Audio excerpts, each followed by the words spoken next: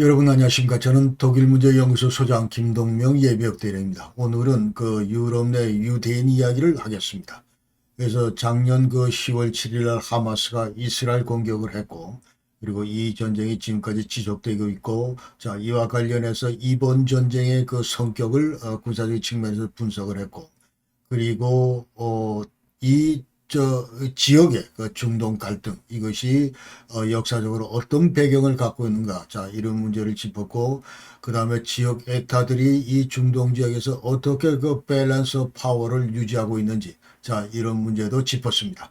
그리고 2011년도에 그 북아프리카하고 중동 지역의 여러 나라들이 이제 민주화 운동을 벌였는데, 이른바 그 아랍의 봄이다 해서 아랍 스프링, 자 이 문제를 다뤘고, 자, 그래서 남은 문제가 지금 현재 이 유대인 관련 문제다. 이스라엘의 그 이제 조상들 관련된 문제다. 자, 이렇게 판단을 해서 오늘은 유럽 내 유대인들의 그 흑역사. 자, 이거에 대해서 이제 여러분께 소개를 드리겠습니다.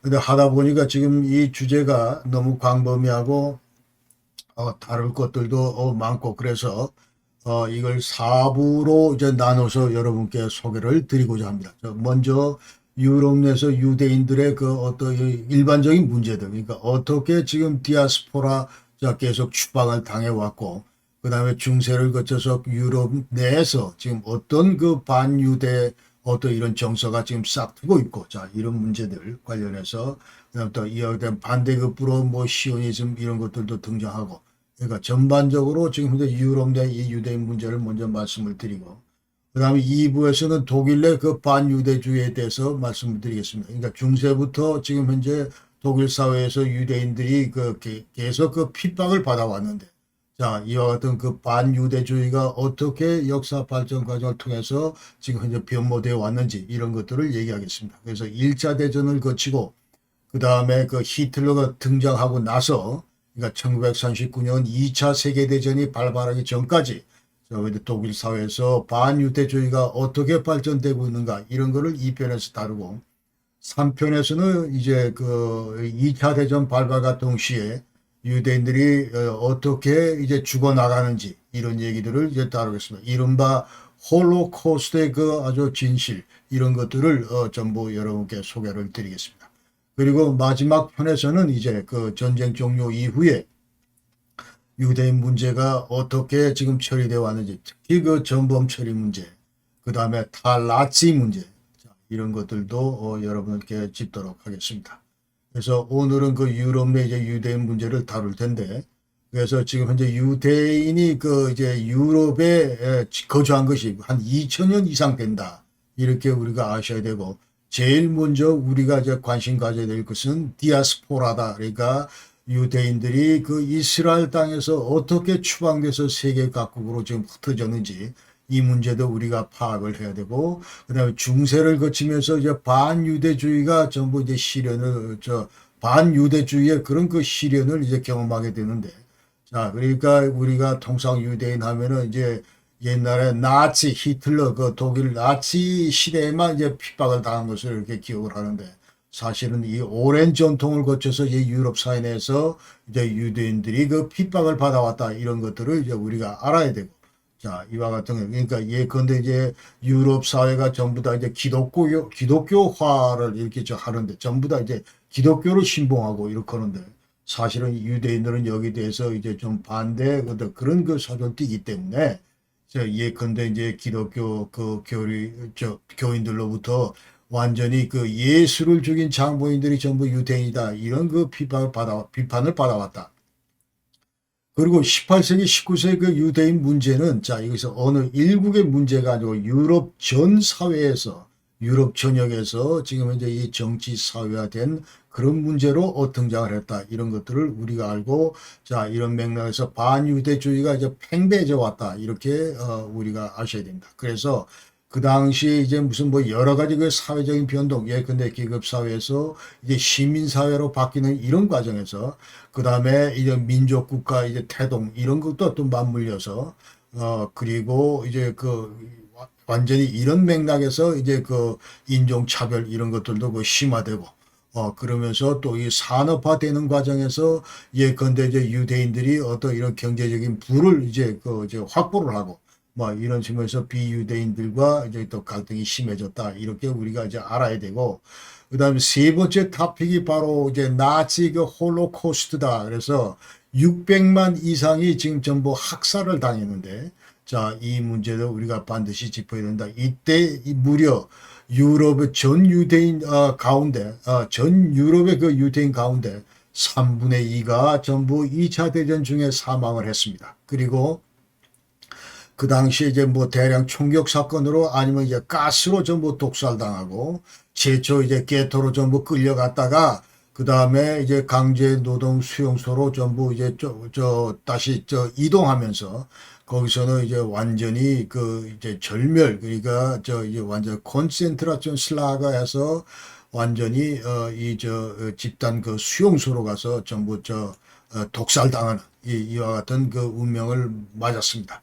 그리고 이제 나치 그 정범 처리, 아까 얘기한 대로 그 니른베르크 프로세스 이런 것들도 우리가 이제 살펴봐야 된다 이렇게 얘기를 하고, 그래서 지금 많은 학자들이 이제 이구동적으로 하는 얘기는 자 이와 같은 그 유대인 그 학살 문제, 유대인 이 핍박 문제, 이 유대인 문제, 이 문제는 전 세계사를 이제 그 들여다볼 때 이와 같은 것들을 이제 고대서부터 중세를 거쳐 지금 현대에 이르기까지 자, 이와 같은 비교할 수 없는 그와 같은 그 사건들이다, 연속이다. 이렇게 전부 얘기를 합니다. 그래서 이 문제는 우리가 본질적으로 다룰 필요가 있겠다 이렇게 생각을 하고 자, 이와 같이 그 4부를 통해서 여러분께 전부 소개를 드리겠습니다.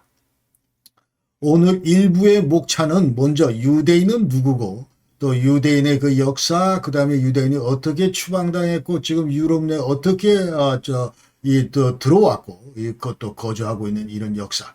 그다음에 유럽 내에서 이러면서 이제 반유대주의가 어떻게 발전을 하고 있고 또 여기에 대한 이제 반대급부로 시오니즘이 어떻게 그 등장하게 되는가. 자, 이런 얘기들을 이제 하겠습니다. 그래서 자, 먼저 유대인은 누군가. 자, 이 문제를 얘기를 하기 전에 먼저 이제 독일의 그 ZDF라고 이제 공영방송인데 제2공영방송인데 ZDF 여기에서 그 유대인의 그 역사를 소개하는 그런 그 이제 프로그램이 있습니다. 그러니까 지금 현재 조금 이따 얘기 나오는 이제 12개 지파란 말이 나오고 야곱의 그 아들 12명의 그 아들들 자 그러면서 그 10명이 전부 다 이제 디아스포라 이제 전부 완전 유럽 전역으로 전부 흩어졌고 자 이와 관련해서 이제 그럼 도대체 역사적으로 이와 같은 것을 어떻게 입증할 수 있겠는가 자, 이 관련해서 이제 완전히 페알로르너 아주 첸 슈테메 해서 자, 10개 지파, 이제 완전 지파, 10개 지파, 이제 또 완전히 사라졌다. 어디에서 그 증거를 찾을 것인가. 이와 같은 그 테마로 이제 그 만든 영상이 있는데 이것은 너무 길기 때문에 제가 간략히 이제 그 아주 축약을 해서 그 다음에 제가 여기 설명을 전부 붙여서 자, 여러분께 이제 소개를 드리겠습니다. Im Alten Testament beginnt die Geschichte mit Abraham. Im Judentum, Christentum und Islam die zentrale Gründerfigur. Sein Enkel Jakob, auch Israel genannt, ist der Stammvater des jüdischen Volkes.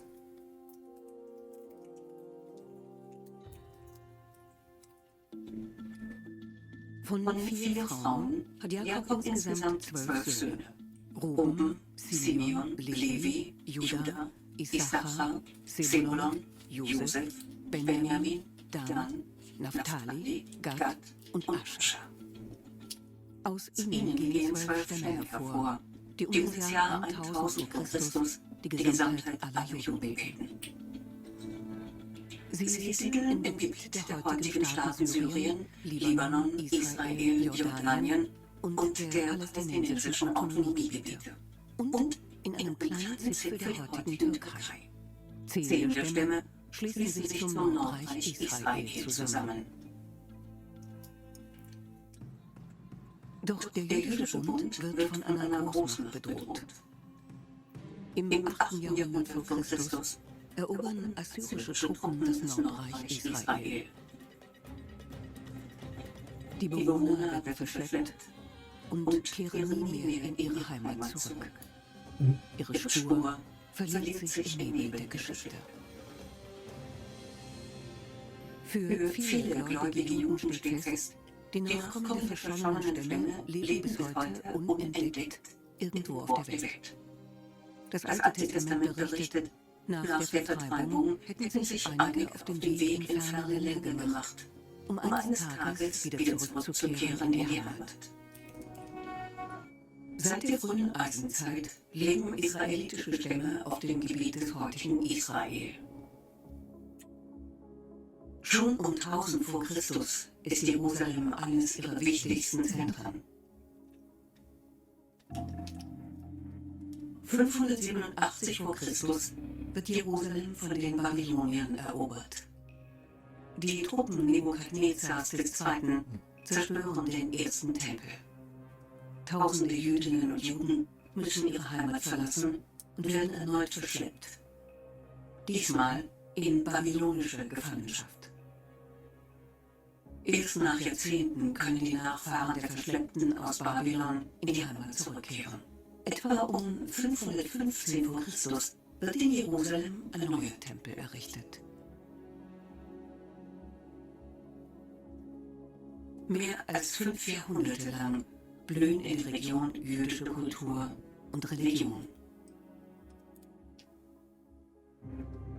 Bis zur erneuten Eroberung Jerusalems und der Zerstörung des zweiten Tempels 70 nach Christus durch die Römer. Tausende müssen ihre Heimat verlassen. Bald lebt die Mehrheit der jüdischen Bevölkerung außerhalb Israels in der sogenannten Diaspora. Fast überall im Römischen Reich entstehen jüdische Gemeinden. Südeuropa und die Iberische Halbinsel werden zum Zentrum der sogenannten sephardischen Juden. In Mittel- und Osteuropa leben die Aschkenasim. Die Gemeinden im Nahen Osten und in Nordafrika gehören zu den Mizrachim. Der Exodus führt bis nach Indien, wo auch erste jüdische Gemeinden entstehen.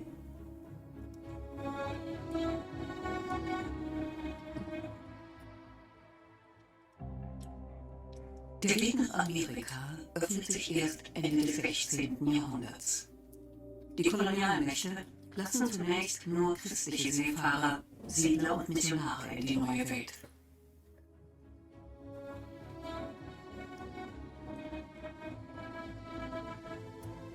Erste jüdische Gemeinden werden in Brasilien, Surinam und in der Karibik gegründet, dann an der Ostküste Nordamerikas. Anfang des 20. Jahrhunderts sind jüdische Gemeinschaften auch in Argentinien, im südlichen Afrika und im Osten Russlands nachweisbar. Nach dem Holocaust suchen viele Überlebende Zuflucht in ihrer alten Heimat. Am 14. Mai 1948 wird der Staat Israel gegründet. Rückkehr ins Heilige Land nach mehr als 2 Jahrtausenden erzwungener Diaspora in fernen Ländern.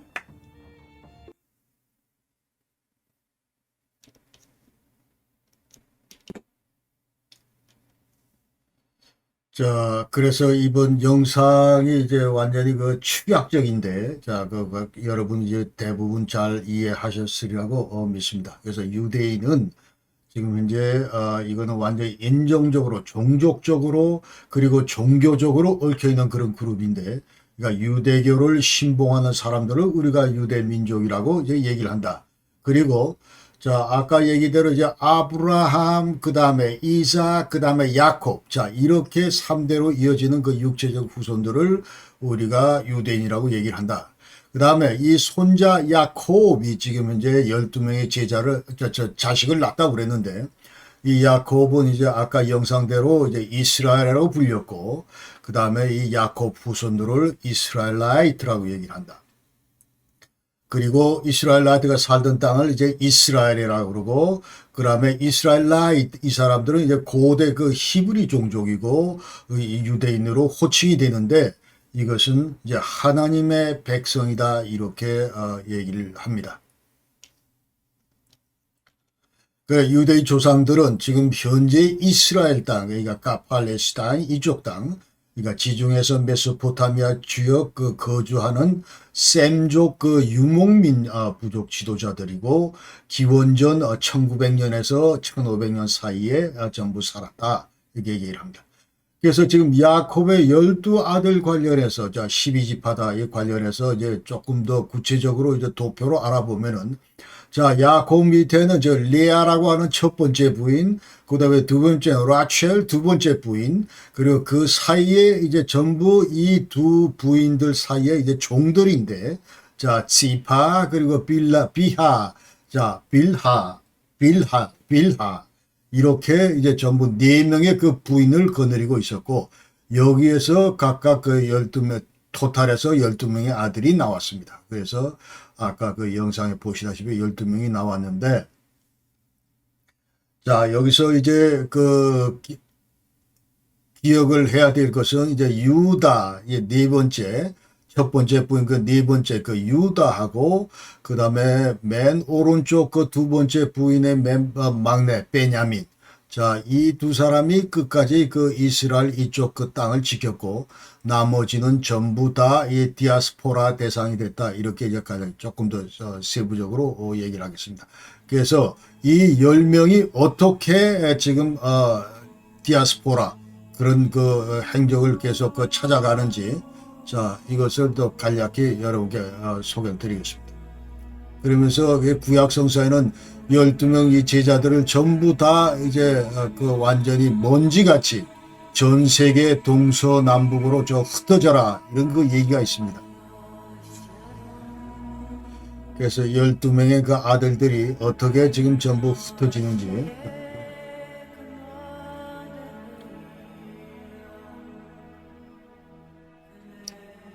기원전 1400년입니다.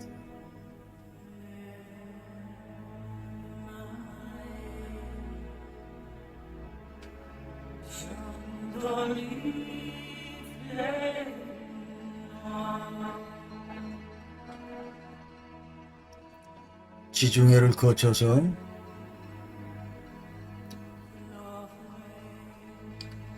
시치라 섬으로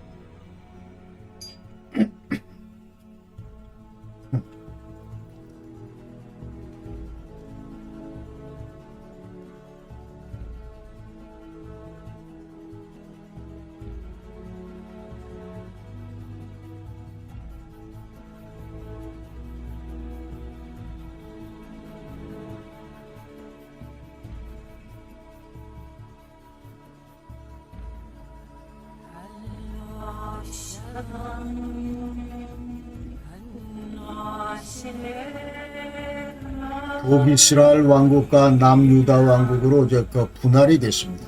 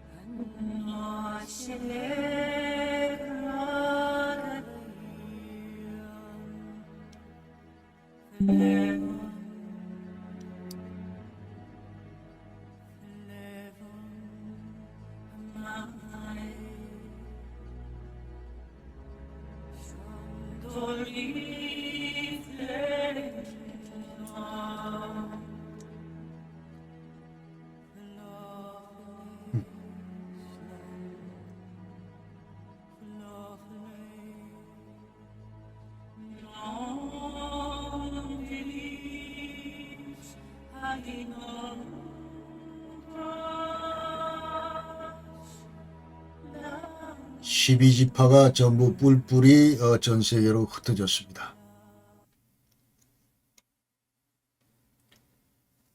자, 그래서 창세기에 따른 그 유대인들을 보면은 우선 탈무드에 따르면은 이제 모계 유대인 태생자들은 무조건 전부 다 그 유대인이다. 그러니까 유대인 종교규칙 할라차에 이제 그렇게 나와 있다 그러고, 그다음에 유대인 아버지하고 비유대인 어머니 사이에 났다. 그러면 이 아이는 비유대인이다. 그렇게 저 평가되고, 그다음에 출신하고 무관하게 유대교로 이제 개종을 한 자, 유대인으로 보고, 그다음에 유디시 디아스포라 해서 지금 조금 전에 얘기했던 전 이제 유럽 지역으로 흩어진 그 디아스포라 이제 유대인 그 공동체에 살고 있는 그와 같은 사람들도 전부 이제 유대인으로 간주를 합니다. 그 다음에 유대교는, 유대교 창시자는 이제 선지자 모세고, 그 다음에 이 모세가 유대인 그 신앙의 기초인 토라, 이 모세 오경을 전부 지었고, 그러나 이 역사적인 근거는 이제 희박하다, 이렇게 전부 얘기를 하고 있고, 그래서 이 유대교 신자들은 유일신을 전부 믿습니다. 그리고 다른 신이나 이 왕을 전부 섬기지를 않습니다.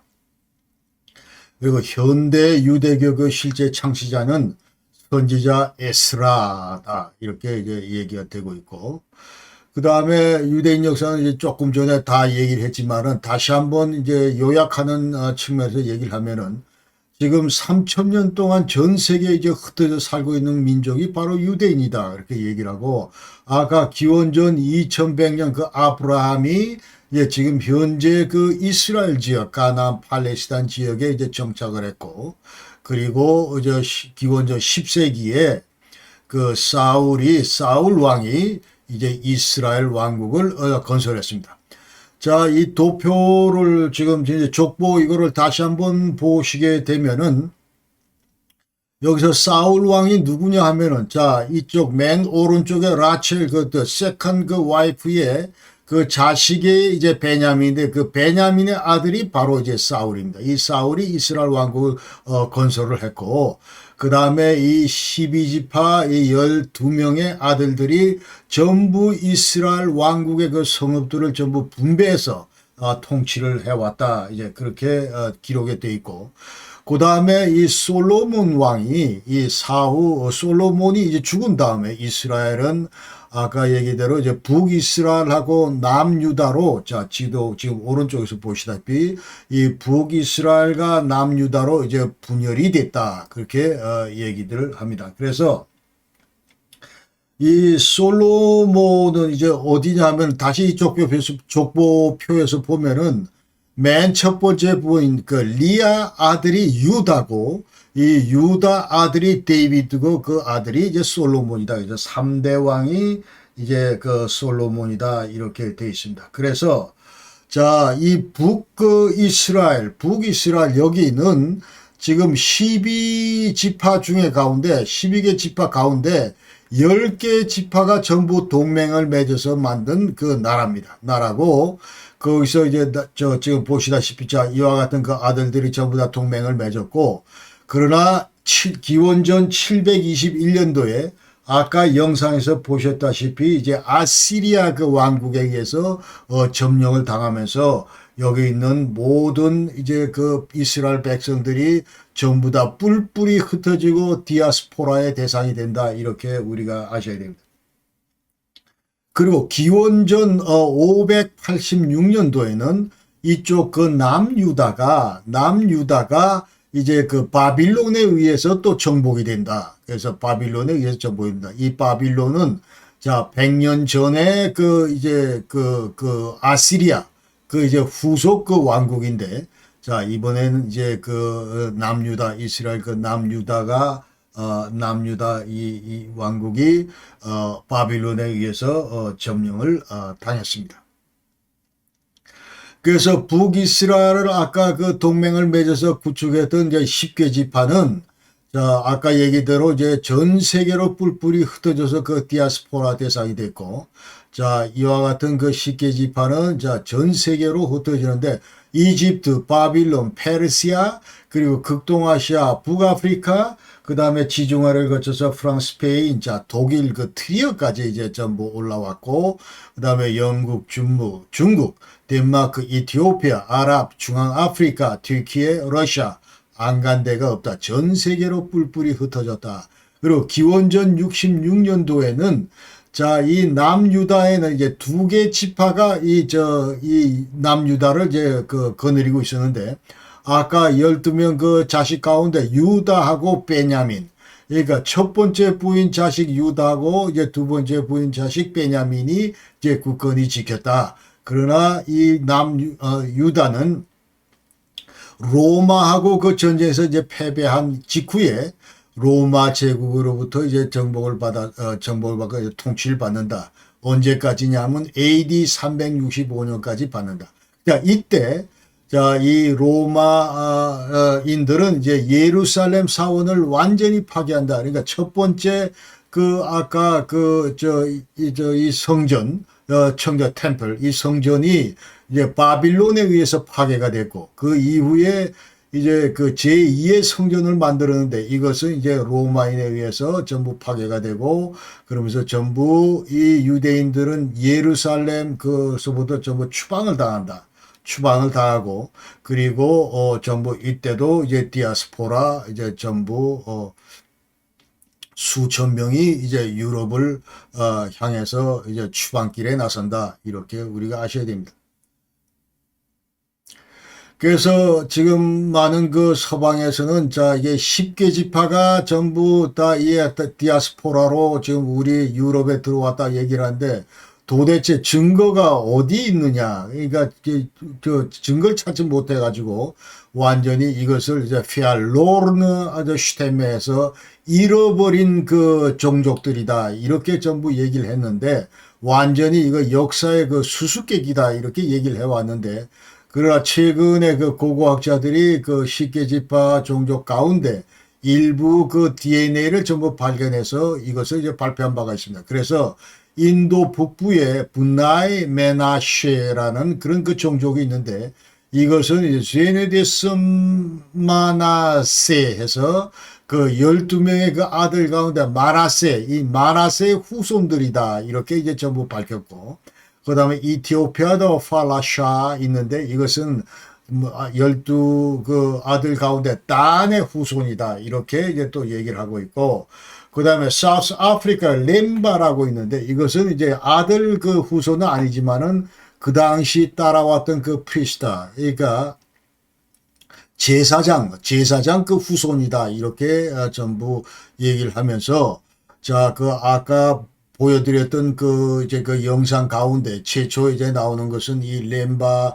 이 사우스아프리카 그 렘바족들이 전부 다 이제 종교 의식을 행하고 그 뭐 식생활이나 이런 것들이 완전히 유대인하고 똑같다. 이제 이런 것들을 전부 영상에서 이제 보여주고 있습니다. 실제 그 취재를 해서 자 그렇게 하고 있고 그 다음에 일본의 그 사무라이조차도 이제 그 완전히 사마리아인 그러니까 지금 현재 이 두 개 지파 이 베냐민하고 유다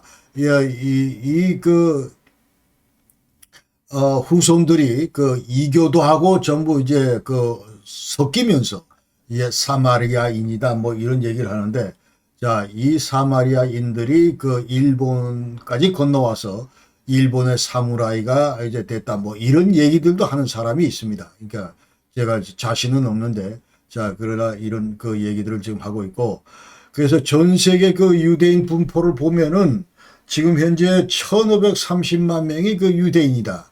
그 중에서 이제 670만 명이 그 이스라엘 살고 있고, 그 다음에 미국 땅에 690만 명이 살고 있어요. 미국의 그 유대인 수가 그 이스라엘 유대인 수보다 이제 높다 이렇게 얘기를 하고, 유럽에도 이제 그 한 200만 가까이가 지금 살고 있다. 그래서 카나다, 자, 프랑스, 영국, 아르헨티나, 러시아, 독일 뭐 이렇게 해서 많은 유대인들이 지금 살고 있고, 그 다음에 1990년대는 전에는 이제 소련에 이제 가장 많은 그 유대인들이 유럽 내 이제 소련에 이제 가장 많이 살고 있었는데, 그러나 91년대 소련이 이제 해체된 다음부터 이제 많은 그 유대인들이 그 소련으로부터 이스라엘, 미국, 독일로 전부 이주를 했다 이렇게 얘기들을 합니다. 지금은 유대인들이 어떻게 지금 그 추방을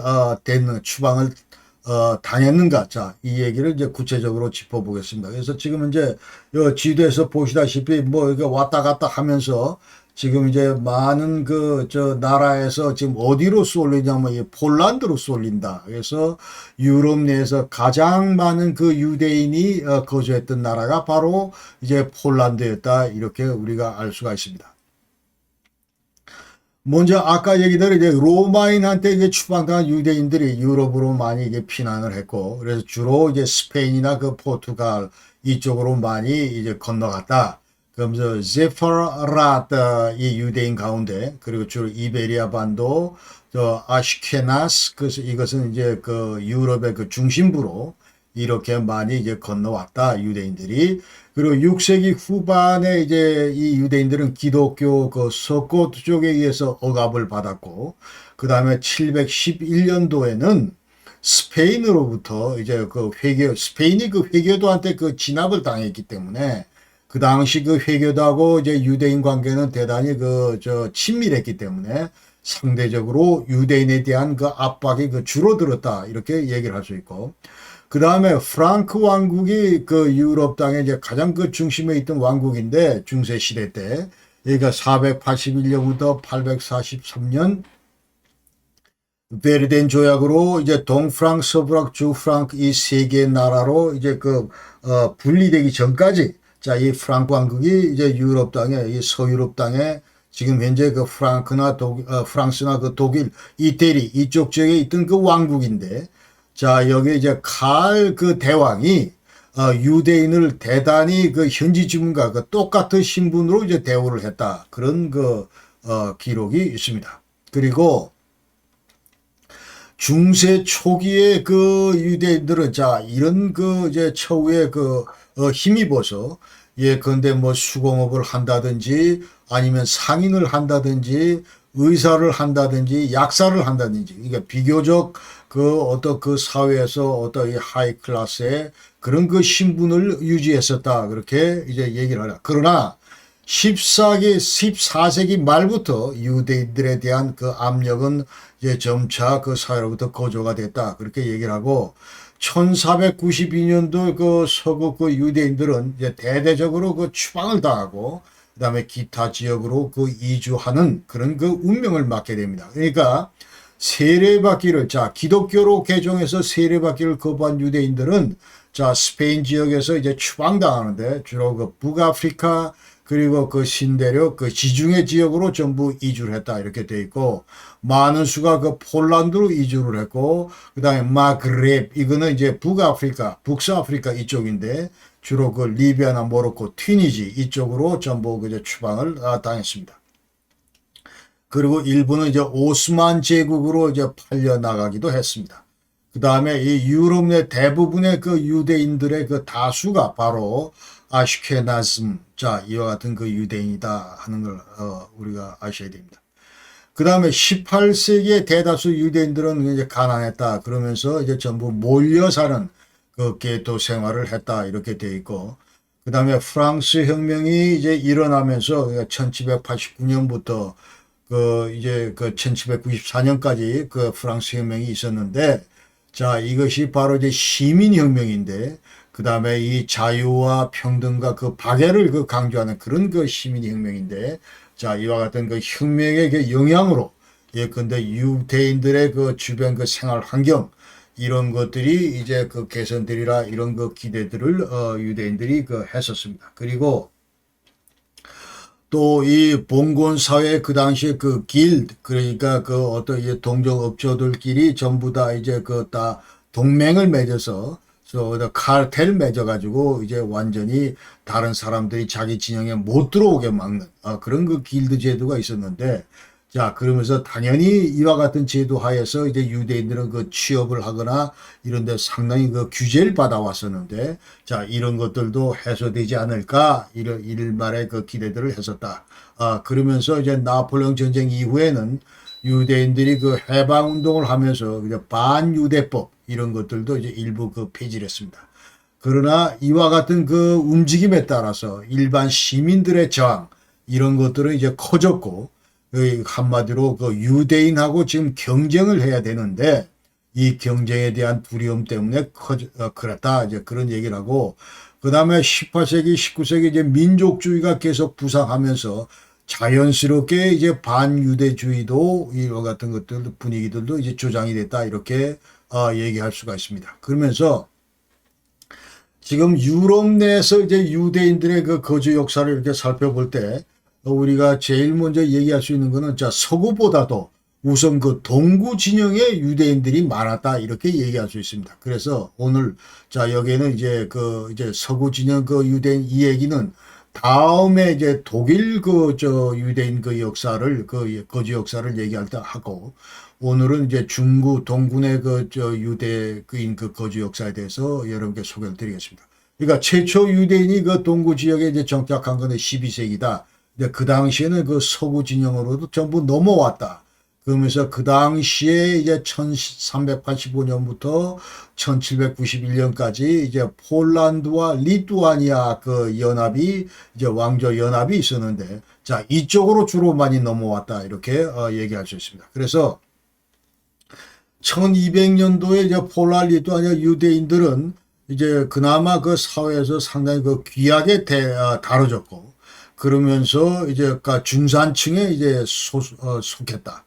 그러면서 이제 각종 소상공인이거나 아니면은 또 가게 주인을 한다든지 아니면은 이제 세금 징수관을 한다든지, 자, 이와 같은 역할들을 이제 유대인들이 했고, 그러면서 16세기 초에 유대인들이 약 한 5만 명 정도 됐다. 주로 폴란드가 리투아니아, 몰다우 이쪽에 많이 살았고, 그 외에도 이제 자치 이제 공동체 그런 행정을 하는 그와 같은 일부 도시에, 폴란드 내 일부 도시에 이제 그와 같은 공동체를 운영을 했었고, 그리고 그러나 종교와 언어와 문화 이런 것들을 워낙 이제 자기 나름대로의 어떤 이런 공간, 영역 이런 것들을 계속 고집을 했기 때문에, 자, 주변 지역 세력들과 적대감 이런 것들은 고조될 수밖에 없었다, 이렇게 얘기할 수 있습니다. 그래서 1648년, 49년 이때는, 자, 지금 현재 이 보단 크멜리츠키 해서, 이 사람은 누구냐면 지금 현재 우크라이나 땅, 그러니까 그 당시에 코자크 수장인데, 자, 이 수장이 그 당시에 폴란드와 이제 계속 항쟁을 벌이고 있을 그럴 때입니다.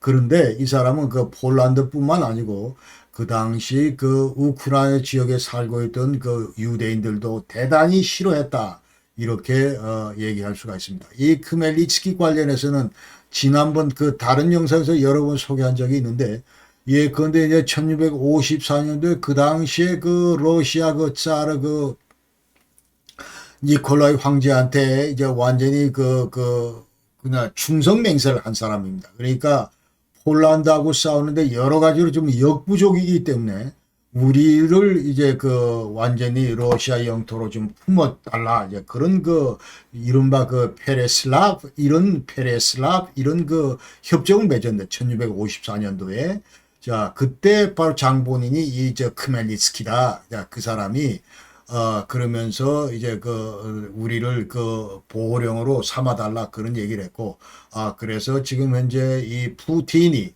그 당시를 자꾸 이제 그걸 삼아서 이 우크라이나가 사실은 그때 우리 보호령으로 들어왔다. 이 드네프강 오른쪽을 완전히 이거 영토 편입을 했다. 이제 그러면서 했던 사람이 바로 이제 크멜리츠키인데, 이 크멜리츠키는 이제 반 폴란드, 그 다음에 반 유태인 이와 같은 그 정책을 피면서 무려 2만여 명의 그 유대인을 전부 살해를 했습니다. 이거를 이제 이른바 우리가 유대인 그 살해를 이제 우리가 전문 용어로 이제 포그롬이라고 그러는데, 자, 이런 것들이 1648년도 있었다. 그 당시에.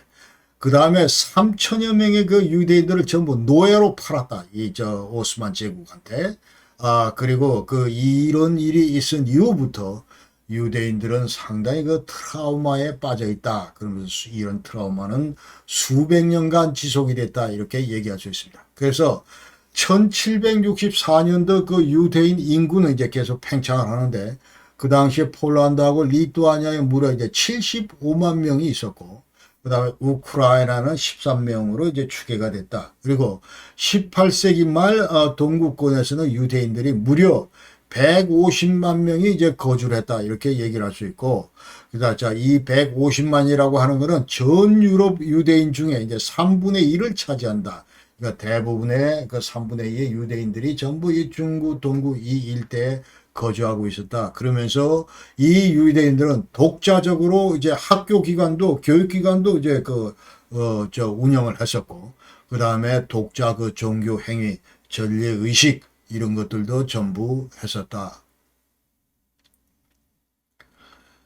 그래서 상대적으로 이제 서구 유대인들하고 비교를 해볼 때 이 동구 유대인들은 이제 법적으로 이제 신분을 보장받거나 이런 것들은 이제 좀 나았다고 볼 수 있는데, 그러나 경제 상황은 서구에 비해서 좀 떨어졌다. 이렇게 전부 얘기들을 합니다.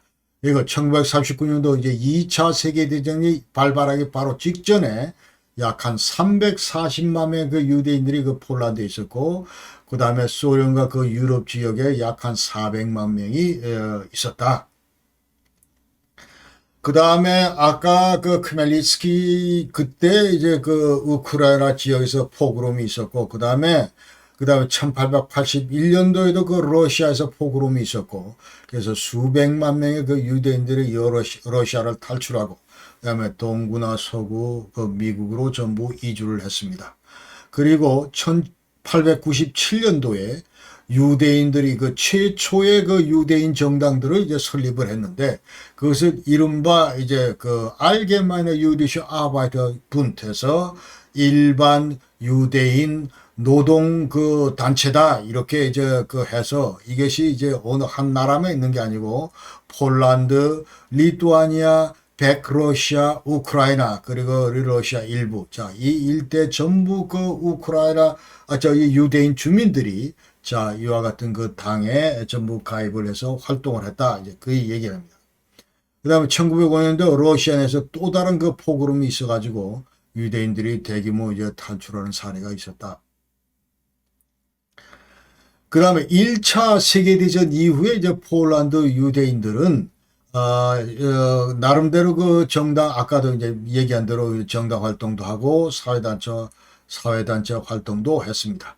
그리고 2차 세계대전 바로 직전까지 폴란드인들은 이제 전체 폴란드인 가운데 유대인들이 한 10%를 차지했다. 이렇게 얘기할 수 있고, 그 다음에 1939년도에 이제 2차 세계대전 바로 직전에 와르샤바 주민의 3분의 1이 전부 유대인이었다.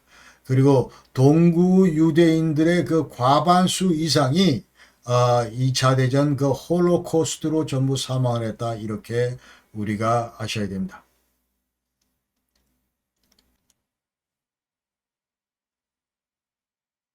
다음은 그 유럽 내 반유대주의가 어떻게 등장을 했고, 또 이에 반대급부로 시오니즘이 어떻게 태동했는지 간략히 여러분께 소개를 드리겠습니다. 그래서 중세 당시에 유럽 내에서 이제 반유대주의가 이제 그들 싹트기 시작했는데, 자, 그 배경을 먼저 살펴보면은, 먼저 그 기독교 그 공예 길드의 출현이다. 자, 이 얘기를 할 수 있습니다. 그러니까 이 기독교 계통으로 길드라고 하는 거는 아까 얘기대로 이제 그 어떤 이제 동종업종의 어떤 이런 그런 그 사람들끼리 이제 그 카르텔인데, 그러니까 다른 사람들이 침투하지 못하도록. 자, 여기가 이제 들어오면서, 그러나 이 그 공예 길드가 이제 출연했는데, 여기에 대해서 이제 그 유대인들은 일체 접촉을 못하게, 그러니까 그 완전히 창구를 그 열어놓질 않았습니다.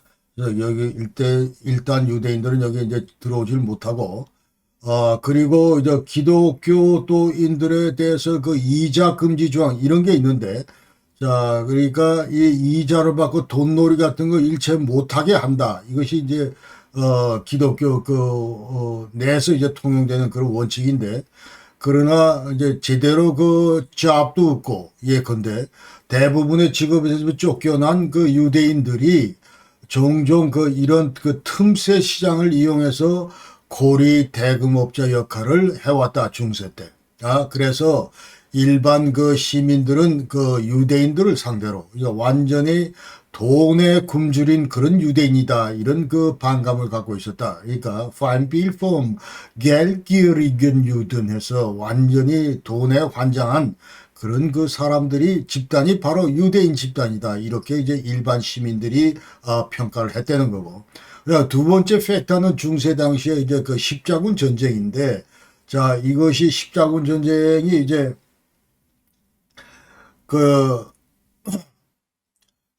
지금 완전히 이것이 이제 기독교와 그 이슬람과의 그런 그 성격을 띤 전쟁인데, 자, 이거를 하면서 이제 예루살렘을 뭐 방문하고 뭐 이러면서 이제 하는데, 자, 여기 대해서 이제, 완전히 그 기독교 그 적들을 몰아내는 그런 그 전쟁이다, 이렇게 전부 생각합니다. 이 범주 안에 이제 유대인들도 들어간다, 이 말이죠. 그러니까 세례받기를 꺼리는 유대인들은 일단 그 전부 박해 대상이다. 그러면서 최초로 그 서유럽 최초의 그 조직적인 그 유대인 대학살 학살 그 포그롬 이런 것들이 1066년도에 이제 그라나다에서 있었다.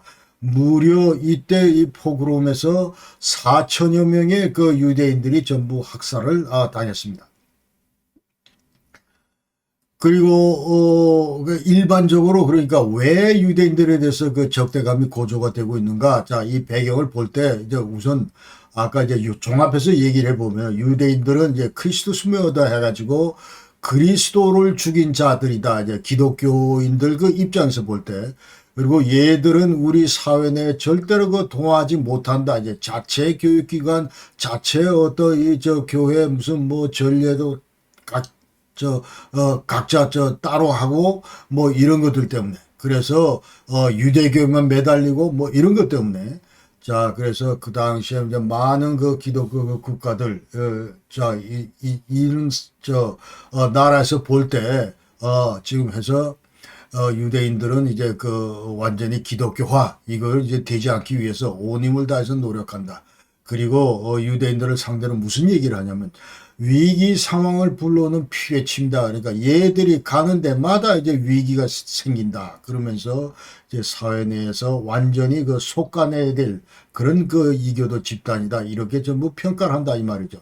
그러면서 또 다른 하나는 이제 페스트가 창궐을 했는데, 그 당시에 이제 많은 그 유럽인들이 전부 이 페스트로 전부 사망을 했는데, 이 원흉이 바로 유대인들이다. 유대인들이 그 우물에다 독극물을 살포했기 때문에 그렇다, 그렇게 얘기를 해서 이제 엄청나게 많은 유대인들이 좀 죽었다, 이 말이죠. 그러니까 홀로코스트 이전의 역사상 가장 최악으로 그 유대인들이 학살당한 것이 바로 이때 그 페스트 창궐했을 때다, 이렇게 얘기를 합니다. 그리고 근대 그 반유대주의 그 배경을 보면은, 자, 이제 점차 그 어떤 이런 사회적인 경제적인 그런 차이, 비유대인들과 그런 차이, 자, 이런데 이제 기인을 하고 있고, 그래서 유대인들은 이제 같은 맥락에서 이제 완전히 얘들은 열등 민족이다. 그러면서 민더베아티게 라스 해서 완전히 이게 저열한 그런 그 인종이다. 뭐 이렇게 인종차별 이론하고 전부 섞였다. 그러니까 정치적인, 사회적인 막 그런 그 배경과 전부 섞여가지고 자 자연스럽게 유대인들에 대한 반유대주의 이런 것들이 이제 싹 다 그렇게 얘기할 수가 있습니다. 그래서 1920년도, 30년도 그 당시에 유럽이 이제 좀 민족주의가 태동을 했는데 이 민족주의 특성을 보면은 완전히 공격적이고 그리고 반유대주의적이다 이런 성격을 띠고 있고 그다음에 인종차별적이고 사회적인 그런 주장을 하고 있고 그다음에 유대인들은 여전히 열등하고 그 위험한 인종이다 이런 맥락에서 전부 이제 민족주의자들이 그 유대인들을 전부 이제 완전히 그 놀이개감으로 삼았다 이렇게 얘기할 수 있습니다. 그러면서 그 당시 이제 1차 대전 직전에 바로 영국의 이제 로트쉴드라고 하는 그런 그 금융인이 있었는데, 자, 이 사람은 이제 그 유대계이기 때문에 이 사람은 이제 어떤 형태로든 하여튼 그 유대 국가를 지금 현재 이스라엘, 이 국가를, 지금 현재 이스라엘 지역에다 세우고, 거기에 많은 또 유대인들을 이쪽으로 전부 이주를 시키고, 이런 꿈을 갖고 있었기 때문에 그 당시에 영국 정부를 상대로 좀 많은 그 금융 지원을 하고 자 이와 같은 걸 했기 때문에 그 당시에 이제 유럽인들은 이 로스차일드는 완전히 세계를 집어삼키는 그런 악마다 자 이렇게 전부 또 묘사를 했다는 거죠. 그러니까 유럽 내 유대인들은 자 기독교 국가에서 이제 계속 그 굴욕을 당하고 그 다음에 이제 특별한 그 표지를 달고 다니고 또 별도 주거 지역에서 거주를 하는 뭐 그와 같은 그 운명을 맞았다. 유대인은 악마의 아들이다 이렇게 묘사가 되고 그 다음에 이제 또 의식을 그 목적으로 유대인들은 심지어 그 애들도 살해하는 그런 자들이다 이렇게 전부 비난을 했다 이 말이죠.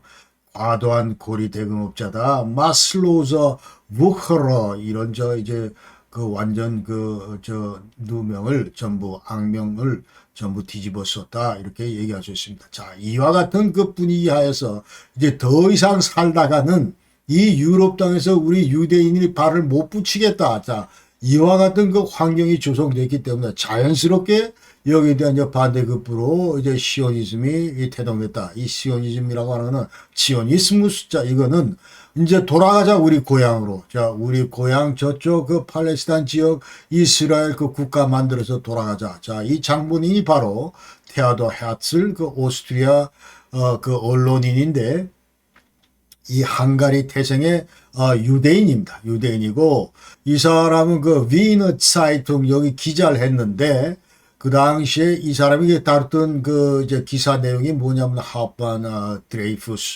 드리피스, 자, 이 사건이다.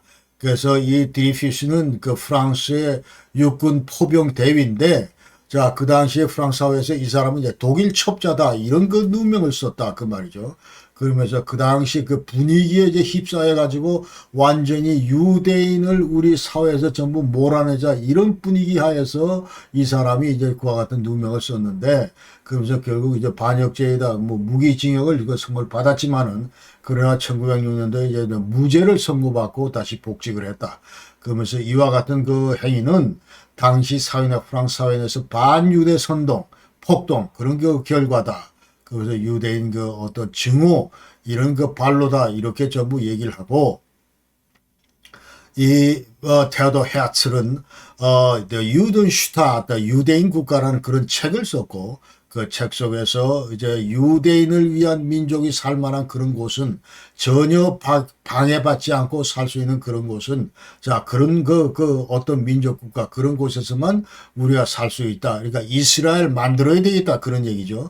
그러면서 자연스럽게 이제 시오니즘이 태동을 했다 이렇게 얘기를 합니다. 그래서 최초 이와 같은 그 시오니즘이 이제 유럽 사회에 이제 전파될 때 이제 독일 내에서 유대인들은 시온주의 뭐 이런 강화하는 것보다는 독일 땅에서 독일인 되는 것이 훨씬 더 낫다. 이제 그런 그 평가를 내렸지만은 그러나 시간이 점차 갈수록 그리고 점차 이제 독일 내에서 어떤 이런 나치즘의 어떤 이런 영향하에 이제 유대인에 대한 박해 이런 것들이 점차 심화되면서 자, 독일 그 유럽 거저 유대인들 그 시오니스트의 숫자가 점차 늘어나고 그러면서 이제 드디어 이제 저 완전히 이제 저쪽으로 가자 이제 그런 얘기죠. 그러면 19세기 말 1945년도까지 팔레스타인 내 유대인 인구 이런 것들 유입 인구들이 이제 30% 이상 증가를 했다 이렇게 우리가 얘기를 할 수 있고 그다음에 2차 대전 중에 홀로코스트 이때 그 저 자행될 때도 약 한 30만 명의 그 유대인들이 나치의 그 어떤 탄압으로부터 이제 전부 피난을 했다 이렇게 얘기를 할 수 있습니다. 자, 결론적으로 21세기 초에 유럽의 유대인의 정체성 이런 것들이 이제 많이 바뀌었습니다. 중세나 이제 근세 때 얘기하던 뭐 그런 성격하고는 많이 바뀌었다. 그리고 단순히 무슨 종교 공동체 이런 성격하고는 좀 차이가 난다. 그리고 지금 현재 많은 그 이제 민족들로 구성된 것이 바로 이 유럽이고 또 유럽 내에 한 200만 정도 살고 있는데 유대인들이 살고 있는데 자, 그러나 분위기는 많이 바뀌었다. 이제 그런 얘기를 합니다. 그리고 이제 그 동서냉전 종식 이후에 이제 동부에서 서부로 유대인들이 많이 그 이동을 했고, 그러나 아직도 그 무슨 뭐 유고슬라비아 그 90년대 초에 예컨대 신반유대주의 이런 것들이 일부 있긴 했지만 그러나 과거에 비교해서 성격 자체는 반유대주의 그 성격 자체는 완전히 그 많이 탈색이 됐다 이렇게 얘기를 하고 지금 현재 그 유럽 내에서 이제 그 강조되고 있는 것은 과거 우리가 행했던 그런 반유대주의 여기에 대해서 이제 그 뿌리 깊은 그런 그 반성을 하고 있고 그 다음에 이와 같은 그 반유대주의 그 희생자들에 대해서 피해자들에 대해서 우리가 적극 보상해야 된다. 이런 기류가 완전히 유럽을 지배하고 있다. 이렇게 우리가 일반적으로 얘기할 수 있습니다. 그래서 예컨대 헝가리 대통령 같은 경우는 아로파트 겐츠 그 이제 94년도에 그 당시에 유대인 추방 50주년 기념 연설에서 야 유대인 박해에 대한 이제 국가와 사회의 개입 이런 것들에 대해서 이제 비판을 했고 그다음 체코에서도 나치 체제하에서 압수된 유대인 재산 이런 것들은 전부 반환하자 이런 법률을 전부 제정을 했고 그 다음에 이 폴란드 교회 지도자들도 반유대주의 이런 것들을 전부 비판하고 있다 이렇게 우리가 아셔야 됩니다. 또 가장 그 지금 현재 유대인에 대해서 그 박해를 심하게 했던 나라가 바로 독일인데 이 독일도 이제 정부 차원에서 반유대주의 그 철저히 반성을 하고 있고 그 다음에 지금 무엇보다도 그 피해자에 대한 보상 이런 것들을 지금 현재 강화하고 있습니다. 그래서 지금 현재 1998년도에 오스트유로파 퐁 해가지고 동유럽 그 기금이라는 걸 만들어서 동유럽에 거주하는 유대인 그 박해 피해자들 여기에 대해서 이제 적극 보상을 하고 있고 그 다음에 동구 남구 그 국가들에게도 이제 나치로부터 입은 피해 이런 것들을 비록 시간이 많이 지났지만은 끝까지 이제 그 찾아서 우리가 보상을 한다 그런 게 돼 있고 그다음에 2000년도에는 이제 재단을 만들었는데 Erinnerung für Verantwortung Zukunft에서 기업과 책임과 미래 막 이와 같은 그 재단을 만들어서 나치 정권 하에서 이제 강제 노동자, Zwangsarbeiter,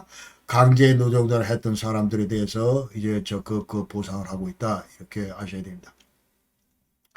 그리고 이제 홀로코스트 그 생존자들이 이제 SNS 교류망을 통해서 이제 여러 가지 그 소통을 하고 있고, 그 다음에 그 동유럽 그 유대인들, 유대인들은 미국 그 공동배급위원회, American Joint Distribution Committee, 자, 이와 같은 그 위원회 도움으로 유대인 구호단체로부터 이제 지원을 계속 받고 있습니다. 자, 오늘 영상은 여기까지 하고, 이제 다음 영상에서는 아까 말씀드린 이제 2부 이제 건드리겠습니다. 그래서 독일 내 반유대주의인데, 자, 그러니까 예컨대 이제 독일 내 그 유대인들이 어떻게 지금 최초에 다 들어와서 거주를 하고 있는지, 그리고 이와 같은 그 반유대주의가 자, 시간을 거치면서 이제 중세나 아니면은 이제 1차 세계대전 끝나고 나서 또 바이마르 정부 들어서고 나서 그 다음에 히틀러가 들어서고 나서 계속 쭉 어떻게 반유대주의가 지금 이제 극성을 부리고 있는지 자 이런 얘기를 구체적으로 짚도록 하겠습니다. 그래서 완전히 2차 대전 그 직전까지 자 직접 발발 직전까지 제2부에서 여러분께 말씀을 드리겠습니다. 오늘도 긴 시간 끝까지 시청해 주셔서 대단히 감사합니다. 다음 영상에서 조만간 여러분께 인사드리겠습니다. 여러분 항상 건강하시오. 감사합니다. 안녕히 계십시오.